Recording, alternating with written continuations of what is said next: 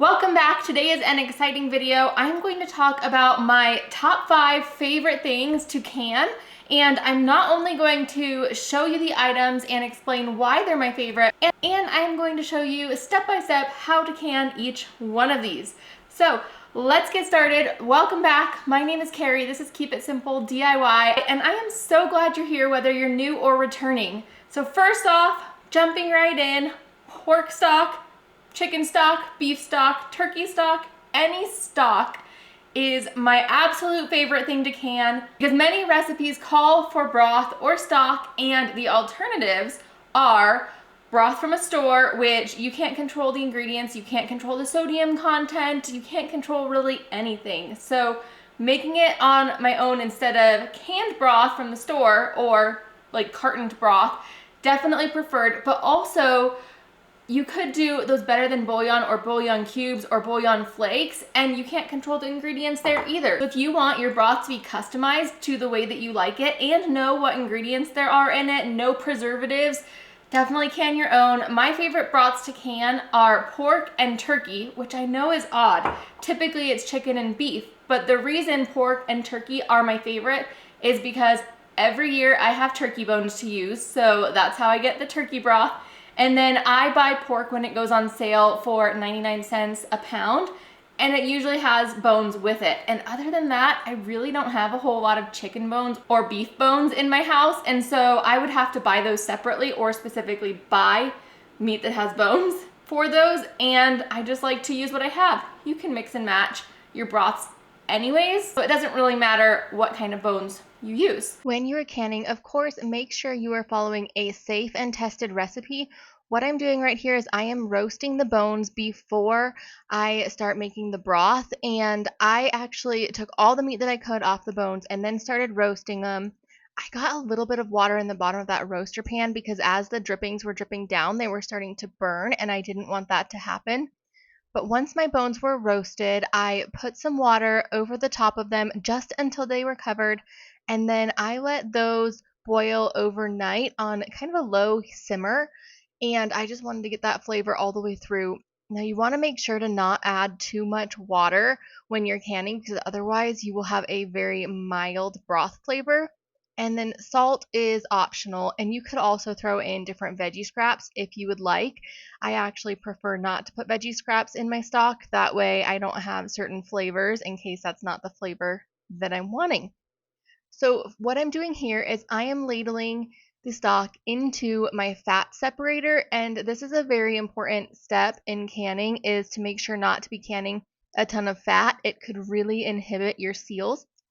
And so I am going to get as much as I can into this fat separator, which is 4 cups.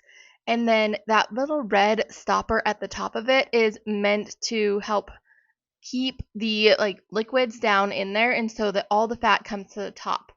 So I'm straining the broth as it goes into this container. You could also get a bigger strainer and put the strainer inside of the tub and then grab the liquid from within the strainer. You could strain it that way too. But I need to let this sit now for a few minutes so that all the fat comes to the top. And you can kind of see that thin fat layer at the top. That's what we don't want to add into our jar. So I am pouring this into the jar, and I need 1 inch of headspace. And so once we get up right about to an inch, that's when I stop. And that first rim is about an inch. The second rim is about a half an inch. And like the little markings on the tops. So I am then going to get my next set going. This is just the process that I like to take. This doesn't exactly affect safety. It just affects how long it takes. And I'm going to let this one sit and have all the fat come to the top while I deal with the jars that I have.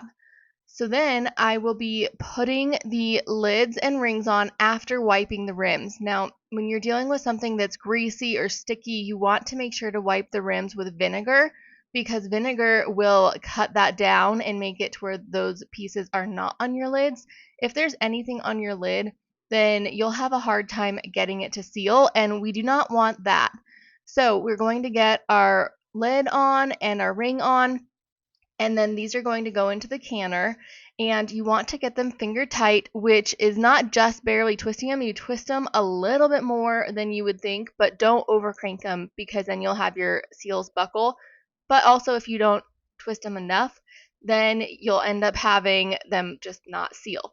So here I am making sure that I am checking my recipe because you always want to be canning with your recipe. And so I am not going to process this until I know exactly how long I need to process it for.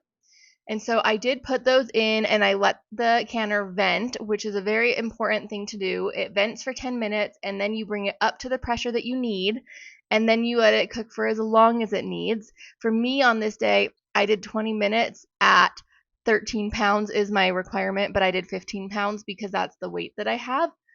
And then you saw me leave the lid on there once I took it off. I did make sure that the canner came all the way down in pressure before I released the lid. And then I let it sit for a while to let the steam come out because I wanted to make sure that the steam was not going to just come out all at once and cause harm to the jars or to me. So then I took my jars out and they need to sit there for 24 hours and then tomorrow we will check them. My next favorite thing to can is a toss-up between beans and meat. I love both of them. I probably use the meat more often, so it probably would be meat, but we're gonna talk about the beans first because they're next in the line. So beans, I like to have a variety of beans at all times in my pantry, canned. And here are some of the reasons why I prefer canned beans instead of canned beans from the store because you know, those are so easy to just buy from the store. The first is I can customize the spices. So this one's refried beans, which is like chili beans. And I have my own slew of spices in here and I can customize the flavors to be exactly what I want. And this is refried, but the beans are still whole because that's the safe way to can it. And then I mash them after. The next reason that I love to have canned beans is because it is so much cheaper to buy dry beans and can them yourself. Like, way cheaper, way cheaper. You can get a whole bag of beans for like $1 and, or at least you could. I haven't looked recently and those prices keep going up. But that makes so many jars of, I can't remember exactly what it was, but I want to say it made like 5 or 6 jars for like a pound of beans. Is that right? Anyways, it makes a ton. It ends up being way cheaper even after you factor in the cost of the lid. Now I know there's a cost to getting everything set up, but the longer you can, you know, the more that cost is spread out. So the cost is another reason. And then I have some other kinds here. I've got chickpeas and black beans. And this one's a little TMI, but these just make your stomach feel a little bit better than the ones from the store, if you know what I mean. So the way that you process these is you first have to soak the beans overnight, and then you have to boil them on the day of. Then you can can them, and then they process in the canner. So they are cooking 3 times, and they end up being a lot easier to digest, which lends to a lot less bubbly tummy. And the last one here is just baked beans that I need to use up. We're going to use it up, I promise. To can beans, we start by soaking our beans overnight, and then the morning of, you need to drain and rinse your beans, and then we will boil these for 30 minutes. Once they are done boiling for 30 minutes, then we will be able to start the canning process. And the way that I like to get my jar set up anytime that I'm canning is I like to get really hot water in the jars, and I like to have them just set on the side of my counter because then they're ready for me and they're not too hot, but they're hot enough to where they won't break with the hot items going into the jars. So then I take the beans and I am straining the water out and only putting the beans in the jar. We need to get to 1-inch headspace. And then once I am done getting the beans to 1-inch headspace, I will put water, boiling water in from a different pot over the top. So this is clean boiling water. You could add in spices or you could add in salt if you would like. I usually leave mine plain. That's kind of the theme. I leave a lot of things plain as I'm canning just because then I can use it however I want to later. And what's really important here is that once you get the water in your jar, you need to debubble, which means taking something and sticking it into the jar to get all of the bubbles out of the jar, and your headspace needs to be proper after debubbling. And then we finish the process just like we always would by wiping our rims, putting a lid on it, and then putting the ring on it, getting it in the canner, and then canning. And for the beans, the processing time for pints is 75 minutes and quarts is 90 minutes. These do take a lot longer. And the elevation that I'm at, which is mile high, I need 13 pounds of pressure, but I always use 15 because that's the weight that I have. Tie for my favorite, meat. And not all meats. I don't like all meats, but I really love chicken and pork. Chicken is my go-to. It's so easy to dump it into an Instant Pot meal, make a quick noodle chicken Alfredo or anything really, but this is great for dump and go meals. It's great for quick meals. Pork, drain it, heat it up, add some barbecue sauce, throw it on a bun, and you have a pulled pork sandwich in minutes. So delicious. I am not a big fan of canned beef, though it might be growing on me. It falls apart a lot. So if you really like fall apart meat, that one's for you. I like it in certain instances, and other instances I don't. But right now, I have both canned chicken and pork. And when you're canning your meat, specifically the pork, I make pork stock as well. So I get the pork, I chop it off the bones, and then I use the bones to make the stock and the meat to make the pork. When you are canning meat, you can either raw or hot pack your meat. Hot pack means you cook it first and then you put broth over the top of it, hot broth. Or raw packing is where you just put your meat into the jars raw. And so what I'm doing here is I am cutting the meat off of the bones and then putting it into the jar. And we are going to make sure that we have 1-inch headspace, and all that's going to be in the jar is the meat. And then as the meat cooks, it will create the broth. And so we're going to follow the same process that we have been by getting the meat to about 1 inch of headspace, no extra liquid needed for raw packing. And then once we have that, we will get the lids and rings on, making sure to wipe the rims first. And then we will get these into the canner, and these are going to process for 75 minutes if it's pints and 90 minutes if it's quarts. Now we want to make sure to let this vent for 10 minutes, and you can see right here it's just starting to vent. The steam is coming out. So after 10 minutes of letting it vent, we will put the weight on it and then wait until it gets all the way up in pressure, and then it has to stay at that pressure for the 75 or 90 minutes. And then we will turn the heat off and let the pressure come down completely on its own until it's at 0. And then we are good to take the lid off. And again, I do like to just kind of prop it on top to let a lot of that steam come out. And I use those yellow gloves because it avoids me getting steam burns, because I have been burned by the steam before. So we are taking these out of the canner, and we need to leave them there until the next day. And then the next day we will come through and remove all of the rings and check all the seals. And then we will get these completely washed. We want to wash all of our jars before putting them away because we don't want to have any food on the outsides that could potentially bring in rodents or any other type of bugs. And it's just nice to have everything clean, right? So we will write on them what they are and the date and year after we make sure that they are sealed. Next up is potatoes, which this is a great way to preserve your garden produce when it gets to the point that it is starting to be questionable. These are from my 2023 garden, and I canned them at the beginning of the harvest for 2024. So anything that I had left at the time that I needed to harvest the new set of potatoes, I canned up, and I just use one of those like choppers to chop them all into equal sized pieces. And so this was a way to preserve them even longer after they already had a pretty long shelf life being fresh because they were fresh from the garden.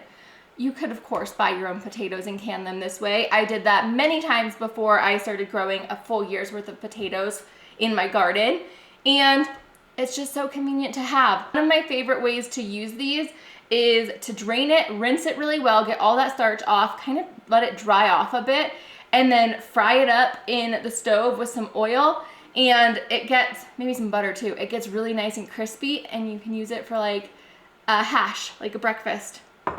We start out by peeling the potatoes. Any canned potato needs to be peeled. It's not safe if it's not peeled. And we're going to make sure to get these all rinsed off as well so that there isn't any dirt left on them because these did come from the ground. And then we will cut them into 1/2-inch cubes. You could also can whole potatoes if they're 1 to 2 inches in diameter. But the way we're going to can these into 1/2-inch cubes is by cutting a slice that's about a 1/2 inch thick and then using just one of those cube slappers to cut them into cubes. And I find that this is great for having them all be uniform in size, which is something that is important to me because they will cook evenly and they look nicer. So I am getting these into some water because I don't want them to turn brown.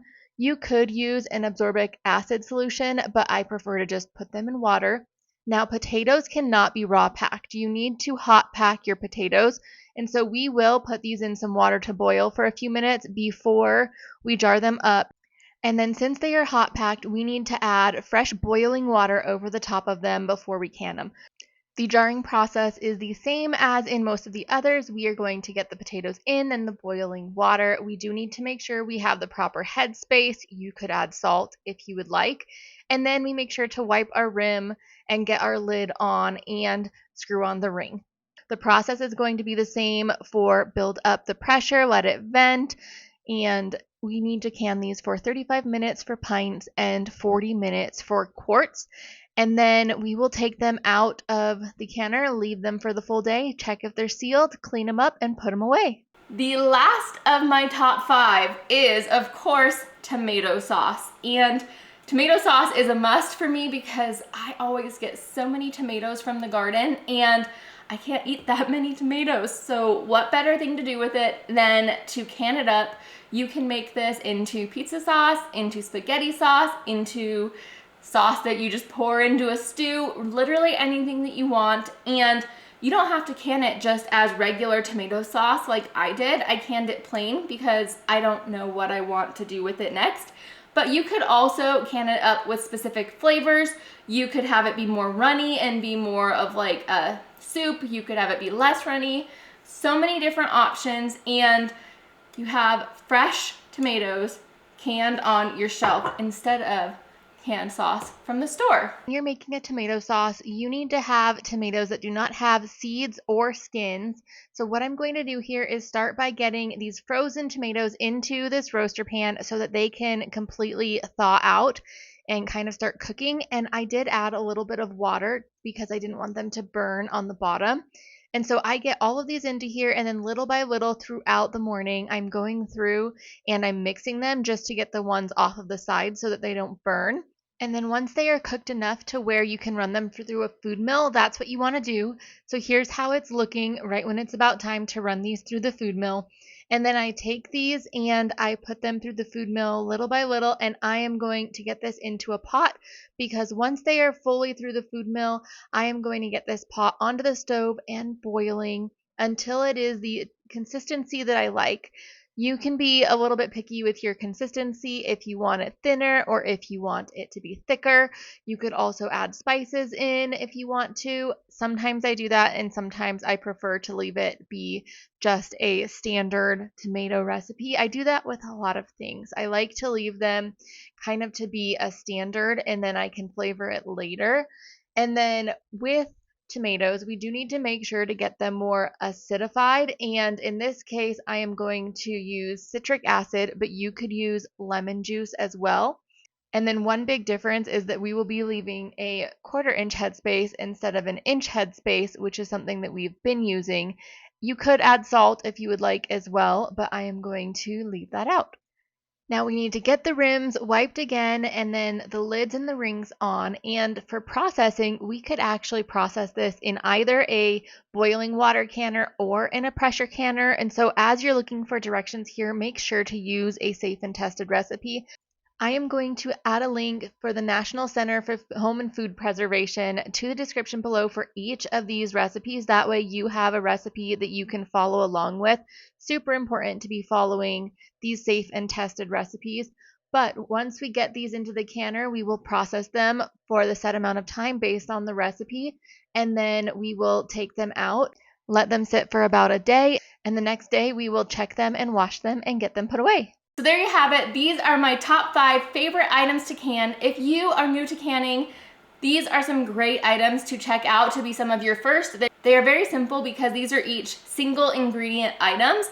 Rather than having something like a meal in a jar that takes quite a bit of prep work, you can focus on just one ingredient at a time and mastering it. Don't forget to follow a safe and tested recipe, which I will link some safe and tested books below. USDA, Ball, your local extension, that's where you want to be looking. And I do have quite a few videos about canning, so I will link my canning playlist here, and I will link my beginner canning video here, so you can go check it out if you are new to canning.